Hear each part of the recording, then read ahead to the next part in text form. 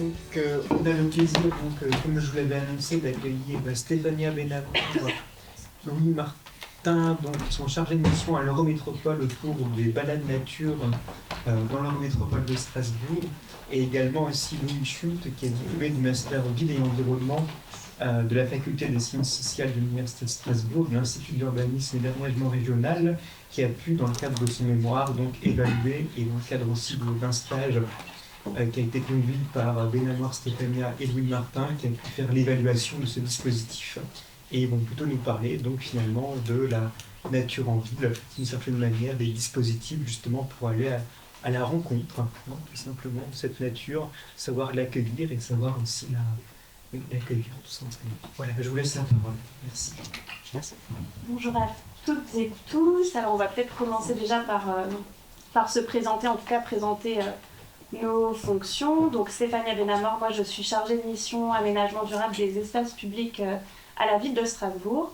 Donc bonjour, je suis Louis Schult, récemment diplômé d'un master de sociologie ville et environnement et bientôt du coup collègue officiellement de Stéphania et Louis à la direction de territoire. Et donc Louis Desmartins, chef de projet à la direction de territoire, donc une direction au sein de l'Eurométropole de Strasbourg. Et du coup, peut-être en quelques mots pour que vous puissiez nous situer. Donc, nous travaillons parce que Louis nous rejoint dans moins d'un mois dans la direction de territoire Cronenbourg, Haute-Pierre, Poterie-Aubergue. Et donc, une direction de territoire, c'est un service de la ville de Strasbourg qui est territorialisé. Donc, elles sont au nombre de 7 par regroupement de quartiers. Et donc, on intervient sur des thématiques comme la participation citoyenne, le développement social, l'aménagement du territoire et également la gestion urbaine de proximité. Et donc, effectivement, on va vous parler aujourd'hui des balades nature, qui sont un outil de connaissance et de valorisation du territoire. Tout d'abord, une présentation très sommaire des quartiers de Cronenbourg, Haute-Pierre, Poterie-Aubergue, qui forment l'ensemble du territoire sur lequel nous intervenons. Donc c'est des quartiers qui se trouvent à l'ouest de Strasbourg. Je pense que certaines d'entre vous connaissent, mais donc ça représente un territoire d'environ 40 000 habitants. Donc sur les 4 quartiers, il y a 3 secteurs qui sont ce qu'on appelle des quartiers prioritaires de la politique de la ville. On compte au total 35 établissements scolaires et il y a de nombreux espaces verts dont certains sont assez peu connus, y compris par les Strasbourgeois et voire même parfois par les habitants du quartier eux-mêmes. Mais parmi les plus grands, les plus connus, on peut citer le parc des Poteries, le parc de la Bergerie, enfin on a listé quelques-uns, le square Azec, la plaine des sports et des plaines des jeux à Haute-Pierre, le Maille-Charles-Pierre, le square Saint-Florent. Et donc dans les quartiers de Haute-Pierre, Cronenbourg, Poterie-Aubergue, nous avons démarré tous les deux, on a intégré la direction de territoire entre 2019 et 2020. Ça correspondait à la parution d'un rapport de l'ADUS qui s'appelait le baromètre de l'attractivité des quartiers. Et donc il y avait c'était spécifiquement sur les quartiers QPV, donc les quartiers prioritaires, et sur l'image qui était renvoyée par ces quartiers auprès des habitants de ces quartiers et de l'ensemble des Strasbourgeois. Donc dans l'ensemble, ce qui ressortait, c'était une image de quartier gris ou bétonné, avec des gros guillemets. Donc voilà, c'était un point de départ à toute une démarche que l'on a mis en place par la suite. Donc de ce constat qui pouvait être biaisé et lié à la méconnaissance du territoire. Du coup, on voulait un petit peu revenir sur l'historique de toute notre démarche. Et ça commence finalement par la création d'un guide des balades nature par la ville de Strasbourg, qui est un petit guide que peut-être certains d'entre vous ont déjà vu. Alors, j'ai déposé quelques fascicules en haut que vous pourrez prendre en sortant, mais pas de celui-ci. Celui-ci, vous pouvez le retrouver à l'Office du tourisme, ou alors en ligne. Et donc, ce guide qui est paru en 2018, donc comme vous pouvez le voir sur la carte qui s'affiche à l'écran, il n'y avait aucune balade sur les territoires de Cronenbourg, Haute-Pierre, Poterie-Aubergue. Donc, c'est vraiment le secteur tout à l'ouest où on ne voit aucune balade. Et donc, c'est vraiment en supplément de ce journal du baromètre qui montrait finalement qu'il y avait une image assez dévalorisée de ces quartiers-là, qu'on a décidé finalement un peu de pallier à ce manque en créant des tracés par nous-mêmes sur ces quartiers-là pour venir finalement compléter ce guide-là. Et donc on a commencé à réfléchir par grands espaces verts, par cheminement piéton pour pouvoir relier ces différents points et créer des itinéraires de promenade. Donc ensuite, en 2020, on a commencé à tester ces itinéraires-là auprès du grand public. Donc on a proposé, par exemple, sur des temps comme les Journées européennes du patrimoine, de tester ces balades-là, donc un petit peu en animateur. Donc nous, c'est vrai qu'on ne l'a pas dit au début, mais on n'est pas du tout des experts de l'éducation à l'environnement. Par contre, on a vraiment cette expertise du territoire. Donc voilà, on a emmené des groupes de personnes un petit peu pour tester, on a réajusté aussi les balades. Et entre 2020 et 2023, on a commencé à diffuser le dispositif. Donc celui-ci, ça c'est le dépliant qu'on a créé par la suite, auprès d'un public scolaire. Donc par le partenariat de territoire, on a commencé à travailler d'abord avec le lycée Rue de l'Os des Poteries, puis avec des collèges, donc principalement en premier les collèges de Haute-Pierre. Et puis petit à petit, on est allé à l'échelle plus élémentaire. Et donc voilà, le guide des balades nature, le dépliant qui vient en compléter finalement celui-ci, il est disponible à la sortie. Vous pourrez en prendre si vous le souhaitez. Et c'est celui-là qui s'affiche à l'écran. Ensuite, on poursuit un peu le déroulé. Et donc, en 2023-2024, on a choisi de cibler le public scolaire élémentaire en faisant un appel aux directions d'école, donc 6-11 ans. Et on a eu vraiment une très forte demande de la part des écoles élémentaires. Et c'est pourquoi on a créé une première mission de stage, donc ambassadeur de la nature en ville, pour nous aider à animer ensuite ces balades, puisque c'était... nous, on est vraiment venus pallier à un manque, mais à côté de cela, on a beaucoup d'autres missions qui se déclinent, et donc on n'était pas en capacité de pouvoir assurer des dizaines et des dizaines de balades. Et donc cette mission de stage a été créée et s'est poursuivie à chaque fois, année après année.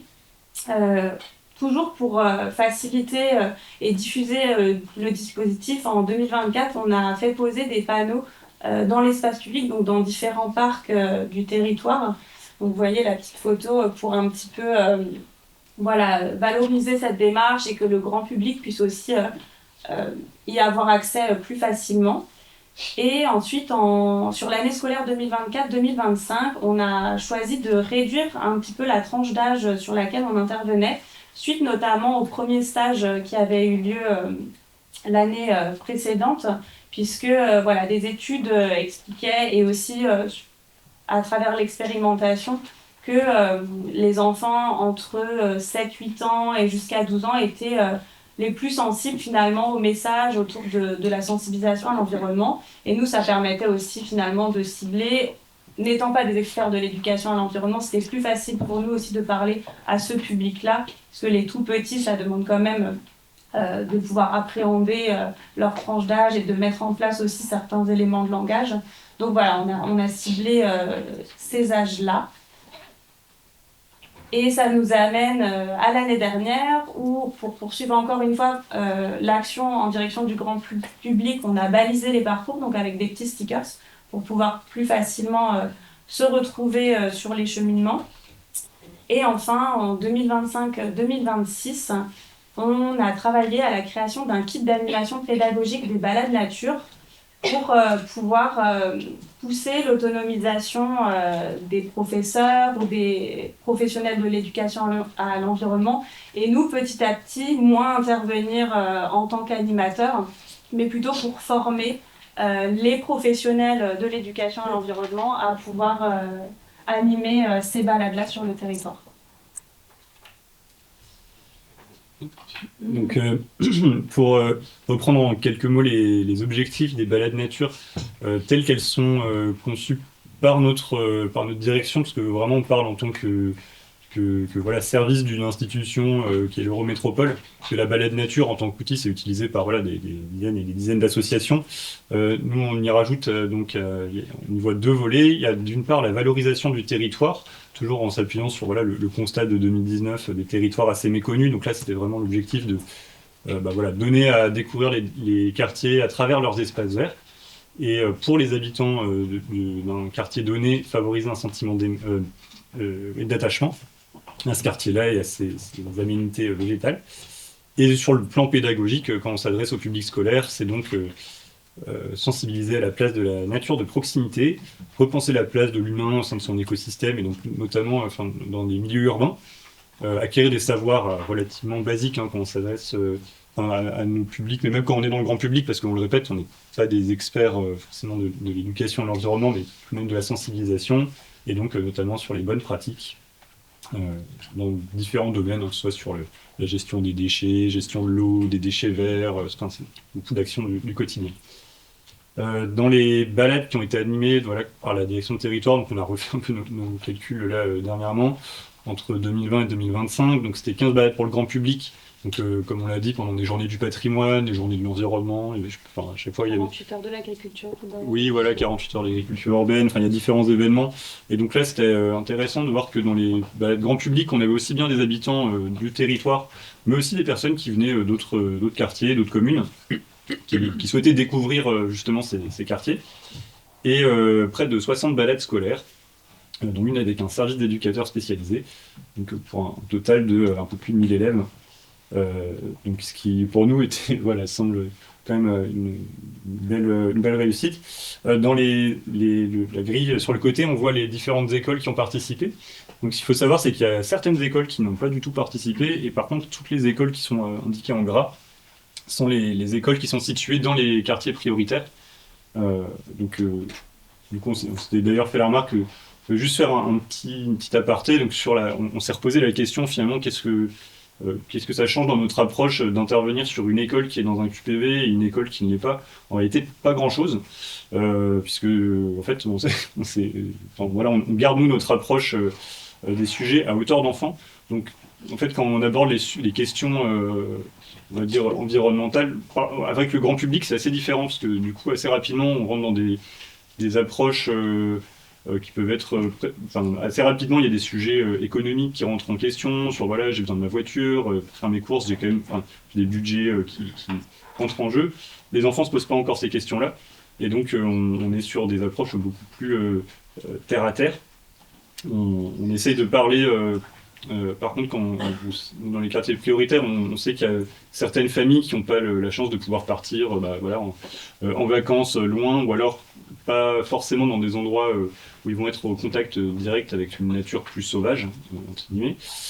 Donc on se focalise sur la nature qui nous entoure en ville, donc ce qu'on peut qualifier de nature ordinaire. On pourra revenir sur ce terme après. On parle beaucoup des actions du quotidien, on parlait le trier ses déchets, éteindre les lumières, mais aussi ce qu'on peut faire quand on est dans un parc pour prendre soin de son environnement. Et bien sûr, toute une question d'éveil de la curiosité, de la sensibilité, donc on essaie d'avoir... Ça, je pense que c'est valable avec n'importe quel enfant, d'ailleurs. Et comme on est aussi dans des quartiers sur lesquels on a beaucoup de projets, notamment des projets de renouvellement urbain, donc qui transforment vraiment l'environnement en profondeur pour ses habitants, on essaie de présenter un petit peu, quand il y a on parlait tout à l'heure, il y avait des cours végétalisés, ça c'est des actions qui ont été menées en priorité dans les quartiers prioritaires, donc que les enfants ont pu voir et suivre, on a même parfois participé à l'élaboration des plans de la cour. Donc c'est essayer de montrer qu'il y a des actions, des changements qui sont mis en œuvre, mais par contre on a plus de difficultés de parler d'un projet d'urbanisme qui va s'étaler sur 10 ans, de parler des choses qui vont avoir lieu avant les prochaines vacances, ou pour rester dans des échelles temporelles là aussi qui sont pertinentes avec le jeune public. Du coup, on s'est dit qu'on allait faire aussi un petit focus sur comment se déroule concrètement une balade nature à destination d'un jeune public. Donc, avant la balade nature, l'idée c'est de se préparer sur les animations et le matériel dont on va avoir besoin. Donc ça, j'y viendrai juste après, mais ça participe le kit pédagogique qu'on a créé participe du coup à cette mise en place. Repérer les parcours, donc avec notamment aussi le balisage qu'on a mis en place et la carte qu'on a présentée juste avant. Donc pendant la balade, réaliser les animations qu'on aura choisies Et après la balade, l'idée aussi de pouvoir réaborder certains points ou aller plus loin sur certains points qui auront été évoqués. Et ce point-là aussi, il sera évoqué un peu plus tard dans le cadre de l'évaluation qu'a fait Louis. Voilà, et aussi ce qui était important, selon l'âge des enfants, et notamment les enfants qui sont en classe de CM1, CM2, nous on préconise d'aller visiter d'autres quartiers plutôt que de rester dans leur quartier, parce qu'on a remarqué que sur ces tranches d'âge-là, quand ils connaissent déjà plutôt bien en général l'environnement autour de l'école, le chemin entre chez eux et l'école, et donc c'était un petit peu moins intéressant pour eux de rester dans les parcs qu'ils ont plus l'habitude de fréquenter, plutôt que d'aller voir le quartier à côté, où là on se rend bien compte que par contre ils restent souvent vraiment dans leur quartier, ou si je prends l'exemple de Haute-Pierre, qui est composé de différentes mailles d'habitation, vraiment dans leur maille. Donc voilà, c'est un petit peu l'élément qu'on aimait bien fournir en disant, voilà, si les enfants sont un peu plus grands, faites-leur découvrir les quartiers d'à côté, ce sera plus intéressant aussi pour capter leur attention et élargir un petit peu leur regard aussi sur la ville. Et du coup, maintenant, ce fameux kit pédagogique d'animation des balades nature, donc comme je l'ai présenté dans l'historique, on a fait appel 3 années de suite à des stagiaires ou des services civiques pour nous aider à animer les balades nature. Et donc, dans cette idée aussi de se dire peut-être qu'on ne pourra pas toujours faire appel à des services civiques, enfin à de l'aide pour animer ces balades, il ne faut pas que le dispositif finalement s'éteigne si on n'est pas en capacité de nous le faire. Et initialement, ça ne fait pas partie de nos métiers de proposer ça, c'est parce que finalement on a repéré un manque sur nos territoires qu'on a proposé d'y pallier. Mais dans l'idée, ce serait aux enseignants, aux acteurs du territoire, aux professionnels de l'éducation à l'environnement de se saisir de ce dispositif-là. Et donc on a créé ce kit pédagogique qui est finalement un livret. Alors pour l'instant on voit encore améliorer sur toute la mise en page, mais on a à peu près 12 activités qu'on peut mettre en place en plein air ou dans la classe si mauvais temps, parce qu'on sait que des fois au printemps, voilà, c'est pas toujours évident, on peut vite avoir besoin d'annuler une sortie s'il pleut à verse, ou l'été s'il fait 40 degrés ou qu'il y a des risques d'orage. Donc voilà, pouvoir un petit peu avoir des activités soit extérieures, soit quelques-unes intérieures pour poursuivre justement ensuite en classe, ou alors les deux.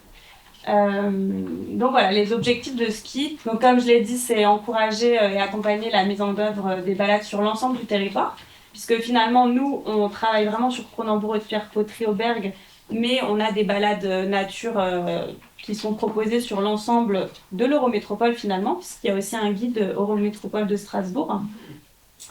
Voilà, proposer des activités réalisables en intérieur-extérieur, je l'ai dit, et s'adresser à tous les professionnels qui travaillent avec un jeune public. Le QR code, si jamais, c'est pour que vous puissiez, parce que là, vous n'allez pas voir grand-chose, mais regardez un petit peu le type d'activité qu'on a à l'intérieur. Donc, je le redis, c'est un document de travail, donc on est encore en train de réfléchir à quelle mise en page. Et celui-ci figurera dans un catalogue de ressources pédagogiques qui est proposé par un autre service de la ville de Strasbourg qui s'appelle le service coopération et animation des transitions, et à l'intérieur duquel on retrouve tout un tas d'outils pédagogiques à destination des professionnels de l'éducation. Donc voilà, c'est des outils qui sont empruntables auprès de la ville de Strasbourg. J'en avais déposé quelques-uns aussi en haut, j'en avais pas beaucoup. Par contre, il y a aussi des petits flyers, puisque tous ces documents sont disponibles soit sur le site de la ville de Strasbourg, soit sur le site éducation à l'environnement .strasbourg.eu. Pardon. Voilà, et du coup là vous avez quelques petites photos prises pendant les balades nature qui ont été animées l'année dernière, notamment par Louis. Donc voilà, ça donne à voir un ensemble. Ok, donc maintenant on va passer à l'évaluation du dispositif que j'ai faite dans le cadre de mon mémoire. N'étant pas non plus un expert des questions d'éducation, de pédagogie, j'ai plus fait un focus sur l'aspect territorial, le lien des acteurs entre eux sur le territoire et leur lien au territoire. Donc pour ce faire, je me suis entretenu avec différents acteurs et actrices de l'éducation relative à l'environnement sur Strasbourg et en Alsace. avec quelques enseignantes qui ont participé aux balades nature avec leur classe. Je me suis également appuyé sur un questionnaire d'évaluation qu'on a transmis à chacune des enseignantes et des enseignants à la fin des balades, qui reprend leur point de vue à eux sur la balade nature, mais aussi celui des élèves. Et enfin, sur la littérature scientifique en la matière.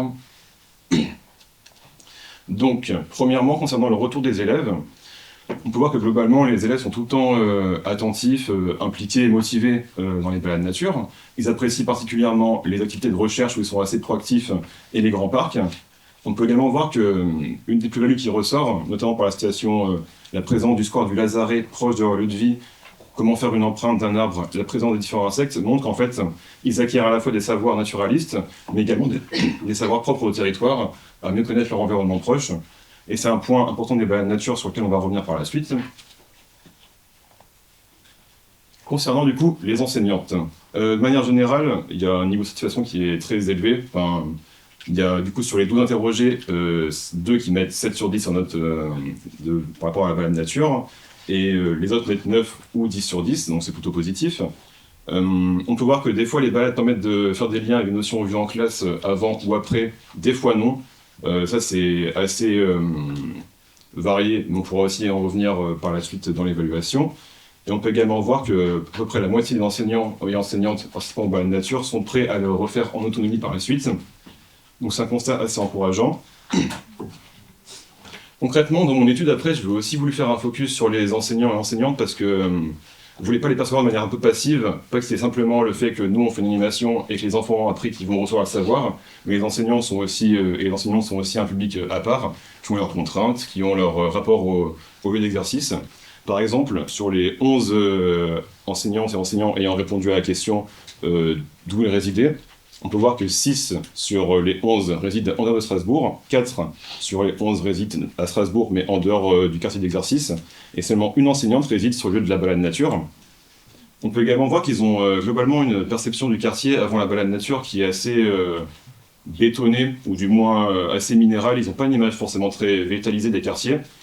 Et une des actions qui est plutôt positive, c'est que la balade nature contribue généralement à améliorer l'image qu'ils ont du quartier, et notamment sa qualité environnementale. C'est un point qui me paraît assez important à soulever parce que l'objectif, c'est malgré tout que l'éducation à l'environnement soit plus présente à l'école, et comment la rendre plus présente, c'est aussi en agissant sur les enseignants qui ont les propres contraintes. Donc j'ai également pu voir que beaucoup d'enseignants n'ont pas de connaissances très précises du quartier, si ce n'est qu'ils connaissent l'école.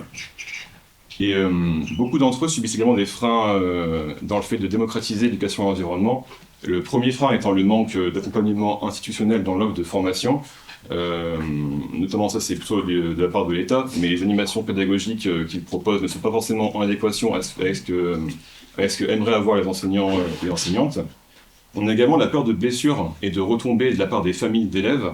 Ça on a vu du coup que c'est vrai que les enfants ont tendance à vouloir expérimenter, sauf que quand on est dehors, dans un contexte urbain, c'est vrai que les enseignantes peuvent avoir plus vite peur d'amener les enfants dehors, et notamment parce qu'après, s'il y a une blessure, ce sera elle ou il, si c'est un enseignant, qui seront en première ligne. Et les parents d'élèves vont se plaindre avant tout auprès d'eux. On a également comme frein le fait que les enseignantes et enseignants ne voient pas forcément le quartier de manière très positive, soit par manque de connaissance de celui-ci, des espaces verts ou du quartier de manière générale, mais parfois aussi par biais qu'ils ont eux-mêmes en eux. Et également, un point qui est important aussi à soulever, c'est que des fois, la nature de proximité n'est pas forcément reconnue par les enseignants et enseignantes. Vu que c'est un public qui a accès à la nature souvent ailleurs, celle qui est présente dans le quartier peut être jugée comme pas assez valorisée, ou en tout cas pas reconnue par eux et elles. Du coup, comment on peut après amener les enseignants et enseignantes à démocratiser la nature auprès des élèves s'ils n'ont pas conscience que dans le quartier, il y a de la nature aussi? Donc ça, c'est des freins qui sont assez prégnants, et en ce sens-là, la nature joue un rôle qui est plutôt favorable pour lutter contre ces freins, de par le manque d'accompagnement dans l'offre de formation. Les balades nature, elles, proposent directement des animations qui sont facilement duplicables à faire en intérieur ou en extérieur, et en milieu urbain surtout, parce qu'il y a beaucoup d'offres d'animation qui sont faites pour être en milieu rural. Dans le milieu urbain, ça peut être plus pauvre. Et sur la peur de blessure, bon, bah, on fait ce qu'on peut, mais en général, dans la nature, on n'a jamais eu de blessés graves ou quoi, même pas graves, donc tout va bien. Et après, bah, sur l'image du quartier, on agit aussi de manière à montrer les ressources du quartier, les espaces verts. Et en ce sens-là, la nature de proximité peut être aussi plus reconnue par les enseignants par la suite, par le biais des balades nature. Donc si je reprends les objectifs que Louis avait dressés en début d'animation, qui sont le fait de valoriser le territoire et les apports pédagogiques des balades nature, si on prend celui qui est propre au territoire, il y a un consensus en éducation et environnement qui est quand même le fait que pour avoir envie de prendre soin du territoire, il faut avoir un lien sensible avec lui. Et en ce sens, les balades nature contribuent à créer un lien sensible avec le territoire, parce qu'il y a beaucoup d'espaces verts qui sont soit méconnus, soit pas reconnus à leur juste valeur, on va dire. Et en servant des espaces verts à la fois comme support pédagogique, mais en les faisant aussi découvrir aux enfants qui les connaissaient pas ou connaissaient déjà sous un prisme différent, en voyant aussi la vie, la faune qui est présente là-bas, on permet quelque part de valoriser ce territoire et de créer un lien d'attachement à celui-ci qui est assez important. C'est en ce sens, pour moi, la plus-value principale du dispositif, parce qu'on est avant tout des experts de l'urbain plutôt que de l'éducation à l'environnement. Et par rapport aux autres dispositifs qui sont présents dans le quartier ou à Strasbourg, c'est quand même ça qui est la plus-value principale des balades nature par rapport aux autres dispositifs. Et après, du coup, vis-à-vis de la transmission de savoir naturaliste, on a beau noter que les élèves sont curieux et impliqués, il y a quand même deux freins principaux qui émergent par rapport aux balades nature. C'est l'aspect en one-shot, comme on dit. C'est le fait qu'en fait, on voit une fois les élèves, mais après, on les voit plus de l'année. Du coup, pour ancrer un savoir, le mieux, c'est de le répéter encore et encore. Et en ce sens-là, c'est un petit frein qui émerge pour les balades nature. D'autant qu'il s'est couplé avec le fait que la temporalité est assez tardive. De manière générale, il n'y a pas trop de balades avant mars, ou après avril, mai, juin. Mais du coup, ça laisse pas le temps aux enseignants et enseignantes de reprendre ce qu'on a vu en balade nature pour l'intégrer au programme pédagogique. Donc en ce sens-là, j'ai mis des petites préconisations pour essayer de contrer cet effet-là. Déjà, peut-être de revoir la temporalité des balades nature. C'est pas possible de le faire tout le temps pour chaque balade parce que c'est trop chronophage. Mais quelques balades pourraient être envisagées de les faire en début d'année, notamment pour les CM2, je pensais, vu que c'est un public qui va plus vite être amené à être dehors, en extérieur, en autonomie. Également, une plus grande insertion dans le réseau d'éducation à l'environnement sur Strasbourg. Il y a deux buts pour ça. Le premier, c'est que nous, en tant que service civique, on n'est pas forcément formés à l'éducation à l'environnement. On a déjà fait certains de l'animation avant ou non, mais malgré tout, de voir des gens qui sont pros dans ce domaine-là, c'est assez formateur. Donc voilà. Mais également, le but, c'est également de contrer un peu cet aspect en one-shot, parce qu'avoir une meilleure connaissance de ce qui se fait sur le territoire, on peut être sûr de se placer en complémentarité de ce qui est fait par rapport aux autres structures. Donc en fait, après, on n'a plus la pression de se dire, nous, qu'on fait un truc en one-shot, si on sait qu'il est intégré dans les autres parcours pédagogiques que proposent les autres structures d'éducation à l'environnement. Et enfin, le fait quand même d'intensifier l'aller vers les autres écoles et directions d'école, parce que du coup, comme j'ai pu rapidement le démontrer, il y a quand même une action qui est propre sur les élèves, mais également sur les enseignants et enseignantes.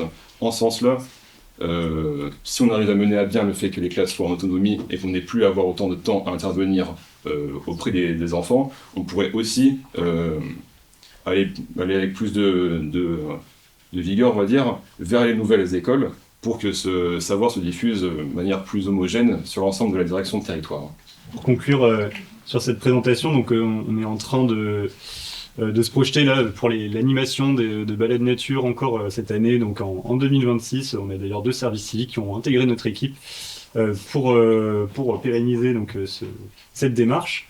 On est donc, comme l'a dit Stéphanie, en train de finaliser donc ce livret d'animation qui sera ensuite diffusé, on l'espère, le plus largement, et pour s'inscrire de façon durable dans le réseau des acteurs du territoire et dans le réseau de l'éducation à l'environnement.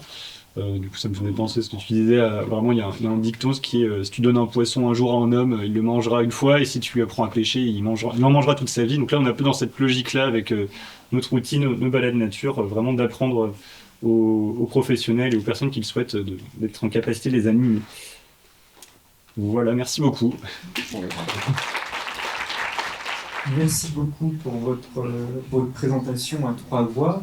Et là aussi, donc, on peut se laisser un petit temps de questions, mais c'est vrai que votre présentation m'a fait aussi penser à ce célèbre concept que tout le monde connaît d'extinction d'expérience de nature. En l'occurrence, si des acteurs, en l'occurrence ici les enfants, leur lien à la nature s'effiloche, c'est pas forcément par un manque de connaissances, hein, qu'on a souvent tendance à le croire par préjugé, c'est aussi parce qu'autour de nous, les milieux s'artificialisent, les milieux se simplifient, et donc on a de moins en moins aussi la possibilité de pouvoir expérimenter cette nature un peu rugueuse, une nature un peu spontanée, une nature un peu sauvage, à proximité. Donc, d'où la nécessité aussi dans les milieux urbains, qui sont des milieux fortement artificialisés, comme vous l'avez dit, de garder aussi des petits coins de nature sauvage pour pouvoir justement expérimenter ce lien sensible aussi finalement à la nature et qui peut aussi être des supports à l'éducation à l'environnement. Et aussi merci d'avoir aussi abordé la question en creux, mais de la démocratisation, de l'accès, qui sont des questions de justice écologique qui sont assez fortes, assez prégnantes. Donc, on laisse la... Ouais, Gillian, une question. Pardon. Merci beaucoup, c'était vraiment très intéressant et bien présenté puisque ça montre toute une logique en fait de vouloir aller vers un public, comment mettre en place, comment ensuite suivre tout ça et pour moi c'est une illustration de politique publique qui fonctionne dans ce sens. Moi j'aurais une question plus par rapport à zone nature, dans un milieu urbain, peuvent aussi être les lieux qui sont délaissés un peu, où on peut trouver des choses non désirables qui s'installent. Par exemple, des gens qui prennent ces lieux qui ne sont pas construits, justement, comme des lieux de dépôt de déchets, voire peut-être un peu de campements sauvages et autres. Et je me demandais comment la ville, actuellement, consolide cette peut-être parfois une tension qu'on a senti dans certains quartiers au niveau des espaces qui sont laissés à la nature, mais où d'autres choses s'installent. Je ne sais pas si c'est le cas dans le quartier et comment vous gérez ça. C'est-à-dire, est-ce qu'il y a un agent de propriété qui passe? Est-ce que c'est les personnes locales qui passent pour animer? Enfin, comment ça vit en fait face peut-être aux indésirables aussi parfois qui peut être... Du coup, je peux amener quelques éléments de réponse. Donc sur la question des espaces de nature sauvage, en fait, je pense qu'il y a déjà une notion, et ça rejoint la question de l'artificialisation. En fait, c'est vrai que la plupart des espaces de nature en ville sont artificiels. Les parcs de l'orangerie, les parcs, les jardins urbains sont en fait des espaces anthropisés. C'est des lieux qui ont été façonnés par l'humain. Et donc, alors même si dedans on va retrouver de la faune qui n'a rien demandé à personne, mais on est dans des espaces relativement maîtrisés. Et donc qui ont un entretien qui est hebdomadaire, il va y avoir des tontes, du ramassage des déchets, c'est entretenu en tout cas du mieux possible. Et puis après il y a des espaces qui sont un peu plus délaissés, volontairement ou non. Alors là on peut faire une distinction aussi. Il y a des espaces qui sont volontairement sanctuarisés, qui vont être préservés pour que justement la biodiversité puisse s'y développer. Donc ces espaces-là, on essaye, en tout cas, certains sont identifiés, répertoriés justement pour essayer de les préserver, les protéger. Alors on va en trouver, il y a tout ce qui est les réserves naturelles. Déjà à Strasbourg, on a la chance d'en avoir plusieurs et de vraiment grande proximité. Donc je pense que tout le monde est plus ou moins de Strasbourg, mais il y a donc l'île du Rorschollen et la forêt de la Roberceau sont vraiment là à portée de main, à portée de vélo. Et puis après, il y a des espaces qui sont plutôt justement des terrains en friche, des dents creuses, des espaces qui sont effectivement moins empruntés. Et on observe des usages, des mésusages, on pourrait dire, avec des dépôts de déchets, oui, effectivement, des personnes des fois qui viennent aussi s'y installer, ou en tout cas y avoir des activités qui sont peu surveillées, mais qui profitent de cet espace-là justement parce qu'ils sont discrets. Alors, dans certaines situations, vous avez écouté des situations plutôt d'urgence sociale. Il y a des services qui, du coup, sont dédiés pour accompagner les personnes qui peuvent être hébergées dans des tentes, où là, il y a vraiment un accompagnement très spécifique et qui ne relève pas vraiment de notre compétence, en tout cas, nous, à notre échelle, mais qui, du coup, en tout cas, sont connus et accompagnés. Et puis après, il y a effectivement tout ce qui est lutte contre les incivilités, les dépôts d'encombrement, tout ça. on essaye de lutter au maximum contre. Donc ça peut être une des solutions, je veux dire, bêtes et méchantes, hein, c'est de protéger, clôturer l'espace pour qu'il redevienne en tout cas protégé au maximum. Mais du coup, c'est aussi priver le grand public de pouvoir y accéder. Donc je veux dire, il n'y a pas de réponse générale. C'est un peu au cas par cas selon la situation de ces lieux-là dans la ville. Et les bienfaits qu'ils peuvent apporter, soit en termes plutôt d'aménités urbaines pour les habitants, si vraiment c'est un lieu qui est, qui répond à des demandes pour avoir accès à de la nature, pour chercher de l'ombrage en été, alors on va essayer de laisser accès ouvert. Et en revanche, si c'est plutôt des avantages écologiques, dans le sens où ils répondent aux besoins de la faune, de la flore, et qu'il n'y a pas forcément d'intérêt pour que les humains y accèdent, alors il peut être clôturé, en tout cas, préservé. Je veux bien aussi compléter, puisque des métiers qu'on a à la direction du territoire est celui de chargé de gestion urbaine et sociale de proximité, qui est le métier de limite à faire change à moi. Et donc, dans le cadre de ce travail-là, il y a toute une veille sur le territoire pour justement faire remonter les problématiques de déchets ou d'encombrants aux services qui sont ensuite en charge de l'enlèvement, mais effectivement, c'est pas toujours évident. Et il y a des lieux qu'on a déjà choisi d'éviter en balade nature avec les classes parce qu'on savait que c'était des endroits où il y avait des problématiques de dépôt de déchets Des fois, c'est par période, c'est pas toujours tout le temps. Mais à ce moment-là, nous, on fait un peu de la veille quand même parce qu'on a eu le cas, notamment sur un des quartiers, quand Louis a présenté les retours enseignants. On avait au global un regard changé, mais on a 2 enseignantes qui, en répondant à ce questionnaire, ont eu leur regard qui justement a été dévalorisé parce qu'il y avait des déchets dans un endroit où on était allé et on n'avait pas pu l'anticiper. Et en fait, du coup, ça a pu avoir aussi parfois le phénomène inverse, donc c'est pas toujours évident dans ce cadre-là. Donc nous, après, avec notre veille sur le territoire, on essaie d'identifier aussi les lieux qui peuvent être un peu plus problématiques. Et des fois, ça change au fil des années. Donc, on se remet continuellement à jour. Et puis surtout, on essaye d'y trouver des solutions. Mais trouver des solutions contre les incivilités, c'est pas évident pour une collectivité. Bonjour, merci beaucoup. Alors moi, j'avoue que autant j'avais déjà vu un petit livret, mais je me souviens plus très précisément, autant j'avoue que j'ai l'impression de découvrir quand même un petit peu la démarche. J'ai une question notamment sur la direction du territoire. Quand vous dites direction du territoire, c'est la vôtre ou bien c'est à l'échelle de toutes les directions du territoire? Par exemple, moi je suis le quartier de Neudorf, est-ce qu'il y a aussi de la nature qui sont proposées? Ça c'est ma première question très opérationnelle.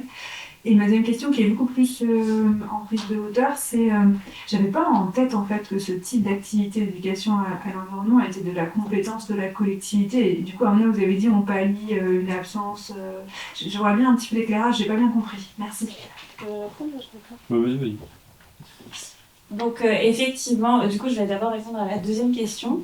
Donc en fait, ça part vraiment de 2 choses. La première, c'est en 2019, un projet de territoire, donc sur Cronenbourg-Haute-Pierre-Potré-Auberg, donc vraiment notre direction de territoire, de travailler sur les questions de ce qu'on appelle la trame verte de proximité, avec tout un tas d'éléments à l'intérieur, les balades nature, mais aussi d'autres choses mises en place pour valoriser le territoire, par exemple un concours photo pour les quartiers, lié à ce baromètre, ce journal du baromètre, c'est comme ça qu'il s'appelle, où on avait vraiment identifié des forts préjugés finalement sur les quartiers sur lesquels on travaille, et aussi le guide des balades nature, donc celui-ci, qui est sorti en 2018 et qui n'avait aucune balade sur nos quartiers. Il y en a sur tous les autres quartiers de Strasbourg.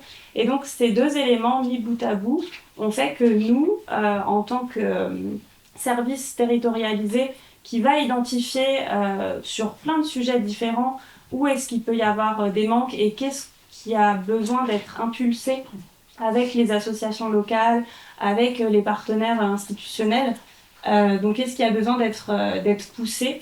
On a choisi du coup d'aller dans cette entrée-là, nature en ville, trame verte de proximité. Du coup, non, la même chose n'existe pas, ou en tout cas pas proposée par la direction de territoire. Après, moi, je connais pas très bien le territoire du Neudorf, du coup, Peut-être que le CSC ou il y a des associations le font, ça je ne sais pas répondre. Mais par contre, la balade, l'itinéraire de balade, il existe. Et nous, le kit d'animation qu'on prévoit, il est général. Il est justement prévu pour pouvoir être appliqué sur n'importe quel itinéraire de promenade, pas que les balades nature finalement. Tu veux peut-être me compléter? Oui, juste pour... en gros, sur les autres territoires, donc effectivement, on est un territoire parmi les 7 de Strasbourg. Il y a d'autres territoires où ponctuellement il y a des animations, des visites sous forme de balade nature, qui est en fait un format qui est assez répandu, mais il y en a eu... c'est plutôt sur des journées thématiques, les journées d'environnement, il va y avoir des balades nature, voilà, à la forêt de Port-Alès, il y a eu plusieurs sessions de balade nature sur la ceinture verte de Strasbourg. Voilà, ça va plus être par thématique, et en tout cas pour le grand public. Pour ce qui est des balades nature avec les écoles, ça dépend, même au sein d'un même territoire, ça va dépendre d'une école à l'autre, de la sensibilité, de la volonté des directions d'école, et même parfois selon les enseignants qui souhaitent ou pas. D'ailleurs, nous c'est ce qu'on constate quand on envoie un peu la proposition de balade. On a des personnes maintenant qui sont un peu fidélisées, qui reviennent d'année en année, mais il y en a qui nous ont jamais répondu. Et après voilà, c'est leur choix parce qu'ils ont déjà un programme qui est très dense. Et voilà. Vous avez dit que vous souhaiterez que les écoles viennent vers vous donc plutôt déjà début d'année scolaire, si j'ai bien compris, et que c'est souvent le cas que le printemps. Voilà.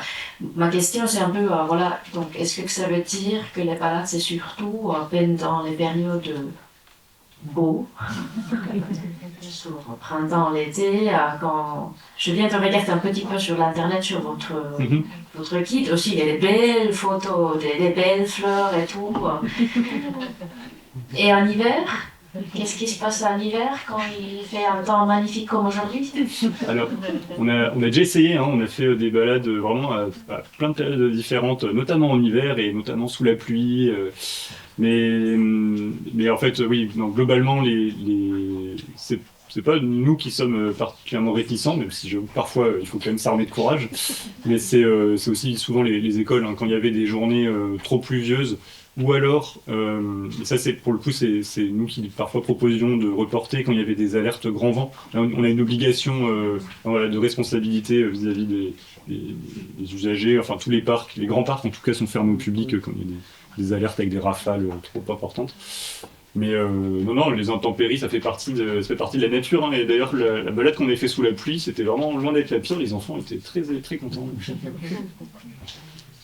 Mais par contre, pour répondre quand même sur la temporalité dans l'année scolaire, alors cette année, on a un peu tardé, on est en train de lancer, là, c'est parti il y a quelques jours, les demandes pour les professeurs qui souhaiteraient faire des balades jusqu'à l'été, donc qui pourraient démarrer à partir du mois de mars, après les congés scolaires. Quand on lance les demandes à la rentrée en septembre, en fait, on a assez peu de réponses, ce qu'on a remarqué, parce que je pense qu'il y a déjà tellement, un flux d'informations qui arrivent dans des enseignants qui reçoivent une nouvelle classe, qui ont déjà énormément de choses à traiter, qu'on devait faire plusieurs relances, et puis en fait, arrivé mi-octobre, il y a déjà des congés, et proposer des balades après, entre la Toussaint et Noël. Tout ça faisait que le calendrier passe assez vite entre la Toussaint et les vacances là, de février. Donc on s'est dit, voilà, on met un peu en parenthèse, sinon ça nous permet de faire d'autres choses aussi sur cette période. Et du coup, peut-être juste pour compléter aussi, je pense qu'il y a eu aussi des choix effectivement de notre part de focaliser peut-être plus sur le printemps, puisque n'étant pas du tout des experts de l'éducation à l'environnement, on s'est basé sur nos propres connaissances et le fait d'arriver tout simplement plus facilement à reconnaître les fleurs, les arbres au printemps. Et en hiver, c'est un peu plus difficile pour nous aussi. Avec le temps, on a appris plein de choses et on s'est un peu formé. Mais c'est vrai qu'initialement, je pense que c'était aussi... Il y a un peu des freins de différents côtés, mais on réfléchit quand même dans le livret de pouvoir le proposer pour plusieurs saisons. Voilà, d'avoir vraiment cette déclinaison un petit peu par saison. Une dernière question. Oui. Alors moi, c'était juste j'avais une remarque, un petit regret. Donc moi, je travaille dans une crèche de l'autre côté de Strasbourg. Et typiquement, on aimerait bien proposer des trucs comme ça à nos familles qui pourraient sortir du quartier et aller dans les quartiers qui sont mal vus. Et donc, je découvre votre livret. Alors, j'essaie d'avoir une veille sur le sujet. Et deuxième petit regret, on a créé avec le service petite enfance de la ville de Strasbourg, on a essayé de faire et Ciné Bussière, on a essayé de faire une carte interactive avec les lieux nature à disposition des tout petits en dehors des parcs. Et je trouve ça dommage qu'on n'ait pas réussi à travailler ensemble pour que ça puisse figurer aussi, par exemple, sur ce genre de livre. Ça rejoint nos objectifs du coup de travail en transversalité et multipartenarial. Mais on est vraiment ouvert à ce genre de projet, de démarche et d'emmener des enfants ou des familles d'un quartier vers un autre. Et enfin, nous, on a toujours voilà, beaucoup de plaisir et on trouve du temps à accorder pour des familles qui veulent découvrir ces territoires-là. Pour le coup, ça fait vraiment partie de nos missions, si on arrive à les valoriser. Merci beaucoup et merci pour aussi cette dernière réflexion. Je pense qu'il est nécessaire autour de la question des frontières socio-spatiales dans la ville, et ça vous l'avez aussi évoqué. Et je pense que l'intervention de Madame aussi dans ce sens, comment l'éducation à l'environnement, c'est aussi une manière de travailler la mixité sociale et surtout de déconstruire les frontières sociales et les frontières mentales. Aussi, possibilité de pouvoir sortir du quartier, inversement, effectivement. Tout à fait.